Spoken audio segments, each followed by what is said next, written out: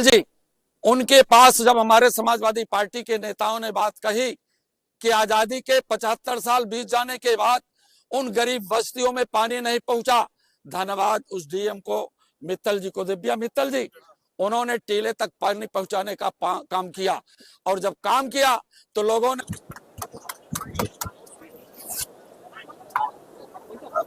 विधानसभा के चुनाव को क्या किस नजरिए से आप देखते हैं? मझवा विधानसभा का चुनाव यहाँ इतिहास बनाएगा और समाजवादी पार्टी की प्रत्याशी डॉक्टर ज्योति बिंद जी भारी मतों से जीत करके प्रदेश की विधानसभा सदन में जाएंगे। अभी आपने कहा कि ईवीएम से राजा और रानी पैदा होते हैं, इस बात से आप भी सहमत हैं? ईवीएम से राजा रानी नहीं, वोट के माध्यम से राजा पैदा करने का अधिकार बाबा साहब डॉक्टर अंबेडकर ने दिया।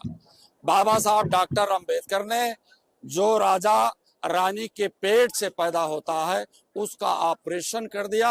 वही व्यवस्था भारत की संस्कृति में भारतीय जनता पार्टी लाना चाहती है, क्योंकि उन्होंने नई संसद में सेंगोल की स्थापना कर दिया है। सेंगोल एक ऐसा उनका मंत्र है जहां से राजतंत्र चलेगा, कुलीन तंत्र चलेगा।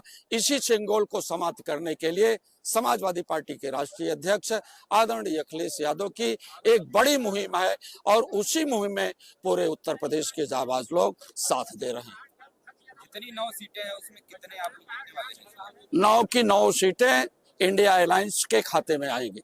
अभी आपने कहा कि इंडिया अलायंस में क्या मतलब? आपने किसी को टिकट ही नहीं दिया है सामने जो आपके जो साथी हैं 9 सीटों पर? इंडिया अलायंस में जो राष्ट्रीय नेतृत्व है समाजवादी पार्टी और कांग्रेस के अध्यक्ष आदरणीय खड़गे जी, आप दोनों लोगों में बात हुई। कांग्रेस ने यहाँ पर पूरी समाजवादी पार्टी को लड़ने का समर्थन दिया। अभी इलाहाबाद में भी जो कांग्रेस के जिलाध्यक्ष थे उन्होंने भी नामांकन किया था, उसके बाद फिर उनको पार्टी से निकाल भी दिया जाता है। वो भारतीय जनता पार्टी के कार्यकर्ता के रास्ते पर चले गए थे, गुमराह हो गए थे। जिस प्रकार से भारतीय जनता पार्टी ने पूरे देश के लोगों को छला, कहीं पर 2 करोड़ नौकरी के नाम पर, 15 लाख रुपए खाते में देने के नाम पर, कहीं पर ताली थाली बजवा करके कोरोना भगाने के नाम पर, जिस प्रकार से भारत के लोगों को छला, उसी प्रकार से एक भारतीय जनता पार्टी का कार्यकर्ता कांग्रेस के जिला अध्यक्ष को छलने का काम किया है। मझवा में इस बार सपा आ पाएगी, क्योंकि लगातार जब से चुनाव हो रहा है मझवा में तब से एक बार सपा का वर्चस्व नहीं रहा। हमने कहा ना, यहाँ पर डॉक्टर ज्योति बिंद इतिहास रचने जा रही है समाजवादी पार्टी का, और समाजवादी पार्टी का यह अभियान मझवा विधानसभा का 2027 में सरकार बनाने का काम करेगा। समाजवादी सभा में ज्योति बिंद है जो कि सबसे चेहरा उनका प्रत्याशी का है, और प्रत्याशी ही नहीं इस बार की सभा में। आपको मालूम है डॉक्टर ज्योति बिंद एक डॉक्टर है और डॉक्टर के तमाम सारे वर्क होते हैं। वो इसी विधानसभा में कहीं पर ऐसे लोगों से मिलने के लिए गई है जो वास्तव में जिनको जरूरत है डॉक्टर ज्योति बिंद की। यहाँ पर उनके पिताजी आए हैं, ब्लॉक में कार्यक्रम है, ऐसे लोगों के बीच में गई है जहां पर वे अपने लोगों का भी इलाज कर दें और भारतीय जनता पार्टी का जो संतुलन खो गया है, जहां पर योगी जी को अयोध्या में हारने के बाद उनको नींद नहीं आ रही है, रात में वो कहीं दाएं करवट बदलते हैं, कहीं बाएं करवट बनाते हैं, तो उसी नींद में और बड़ा संतुलन गड़बड़ ना हो जाए उनका, वही सब ठीक करने के लिए डॉक्टर ज्योति बिंद जी वो अपने लोगों के बीच में गई हैं, गरीब लोगों की इमदाद में। इसी विधानसभा मझवा विधानसभा में डॉक्टर ज्योति बिंद अगर विजयी होती है तो मझवा में पहला काम क्या होगा? मझवा में संपूर्ण वो काम होगा जो यहाँ की जनता की समस्या है, उन समस्याओं को मझवा में ज्योति बिंद उसको दूर करने का पूरा प्रयास करेगी। जहां पर अस्पताल नहीं है, जहां पर विद्यालय नहीं है, जहां पर बिजली नहीं है, जहां पर सड़कें नहीं है, वहां पर काम करेगी। एक गांव इसी मिर्जापुर में एक बड़ा टीला है, उस बड़े टीले पर पानी नहीं पहुंच पा रहा था। गरीबों की एक बड़ी झुग्गी झोपड़ियों की बस्तियां थी।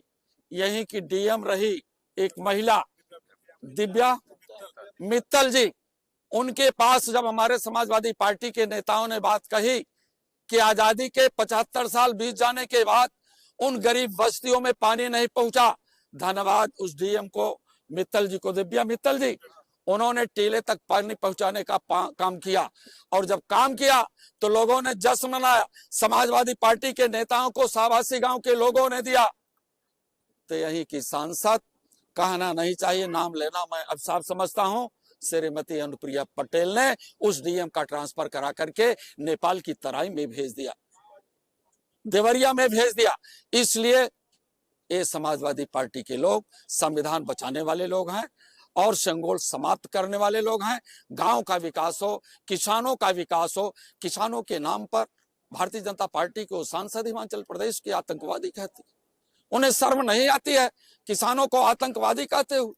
जिनके नेता सरदार पटेल जैसे लोग रहे हों, जिनके नेता चौधरी चरण सिंह जैसे लोग रहे हों, जिनके नेता धरती पुत्र मुलायम सिंह जैसे लोग रहे हों, जिन किसानों की तरक्की के लिए एम.एस. स्वामीनाथन जैसे लोग, कृषि वैज्ञानिक, देश की उपज बढ़ाने का काम किया। और जब एमएसपी की बात की गई, समाजवादी पार्टी के लोगों ने किया और किसानों ने किया, धरना और प्रदर्शन दिया, तो उनको बड़ा बड़ा किला और भाला देने का काम किया और उनको पानी की बौछारें देकर के ठंडी के महीने में 750 किसानों को मौत के घाट उतार दिया।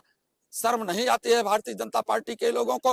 ये देश चलाने का काम करते हैं, एक गांव चलाने की हैसियत में नहीं है। जिस दिन समाजवादी पार्टी के लोगों की मुहिम चली जाएगी, इनका बुरिया और बस्तर आदरणीय अखिलेश यादव जी बंगाल की खाड़ी की तरफ भेजेंगे। दीदी ममता बनर्जी इंतजार कर रही है इनको बंगाल की खाड़ी में धकेलने के लिए। जो लोकसभा में अखिलेश यादव जी ने 25 और 35 का फार्मूला अपनाया था और खरा उतरे थे जो युवा, तो यहाँ पर जो है युवाओं को फिर से साधने की कोशिश की है 25 और 35 में। जैसे 25 साल के हैं ज्योतिबिंद, युवा चेहरा उतारे हैं, तो कमाल कर पाएंगे यहाँ से भी? युवा चेहरा पूरी तरह से कमाल करेगा।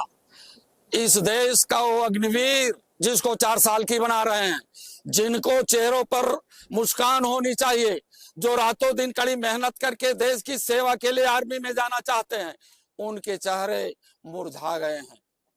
ऐसे चेहरों पर मुस्कान लाने के लिए जो नौजवान है, 25 साल का हो, 30 साल का हो, 18 साल का हो, ऐसे चेहरों की एक बड़ी आवाज समाजवादी पार्टी के नेता श्री अखिलेश यादव जी। कितना वोटों से जीत रहे हैं आप लोग? मित्र